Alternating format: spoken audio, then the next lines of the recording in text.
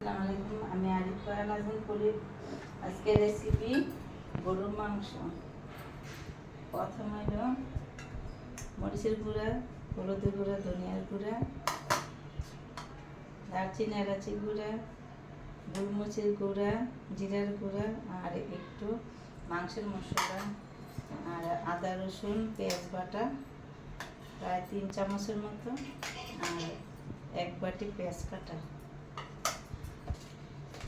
তেজপাতা, আর 2 কেজির মতো গরুর মাংস।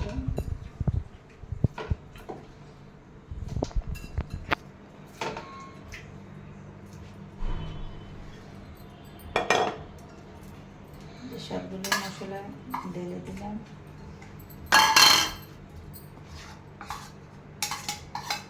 পেস্ট দিয়ে দিলাম, আর এগুলো সব দিয়ে দিলাম,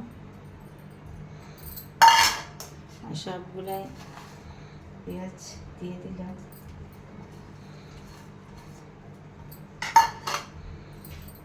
তেজপাতাগুলো ছিঁড়ে দিলে একটু ঘ্রাণ আসছে বেশি।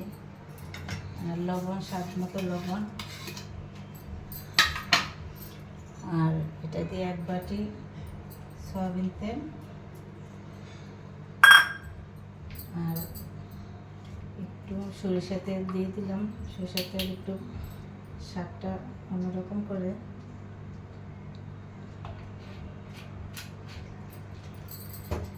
তারপর একটু হাত দিয়ে মাখবো।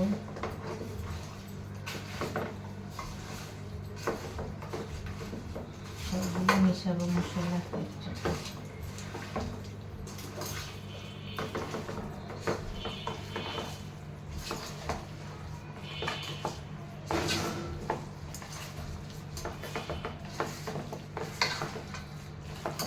দেখেন কালারটা।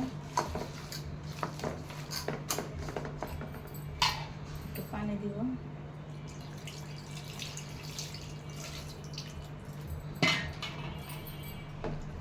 বসাই দিব।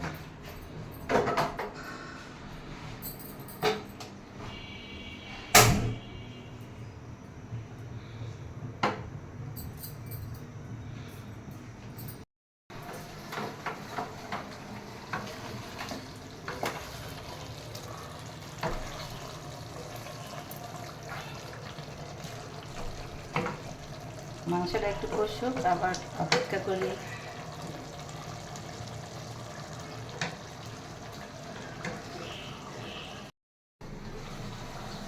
দারুণ একটা গ্রান আসছে। দেখেন কালারটা কত সুন্দর হয়েছে।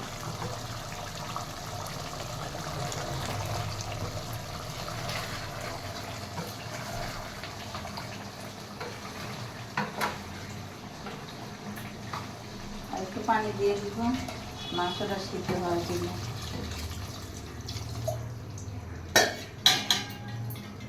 যেহেতু গরুর মাংস সিদ্ধ হতে সময় লাগে।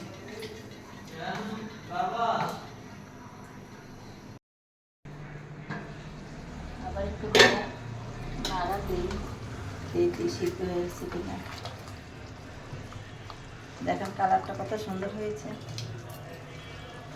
গন্ধটা খুব সুন্দর।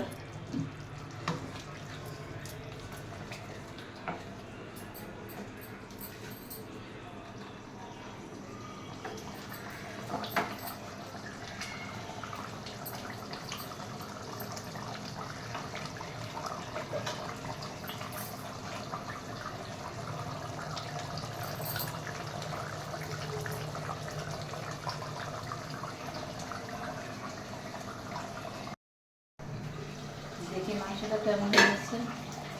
দেখেন কি সুন্দর হয়েছে। তেলগুলো ইয়ে হয়েছে, কষে গেছে। এখন পানি দিয়ে দিই।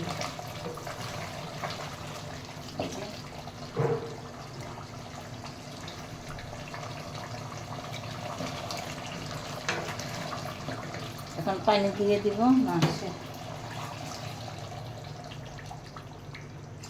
যেহেতু গরুর মাংস সিদ্ধ হতে সময় লাগে, এই জন্য পানিটা বেশি দিয়ে নিলাম। ঢাকনা দিয়ে দিব। এখন অপেক্ষায় থাকি হওয়া পর্যন্ত। কয়েকটা শুকনো মরিচ দিয়ে দিলাম। দেখেন কালারটা কেমন হয়েছে।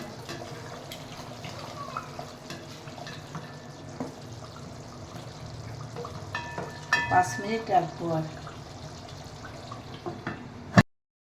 আলহামদুলিল্লাহ মাংস হয়ে গেছে, এখন আমি পরিবেশন করবো। দেখো মাংসটা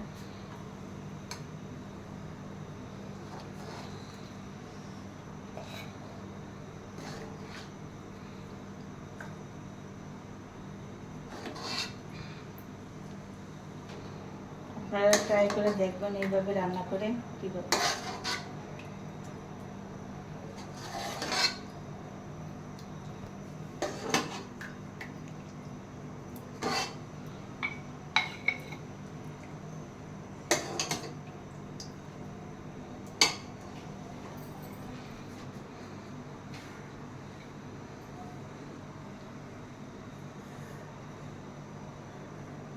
সবাই লাইক, কমেন্ট, সাবস্ক্রাইব করবেন।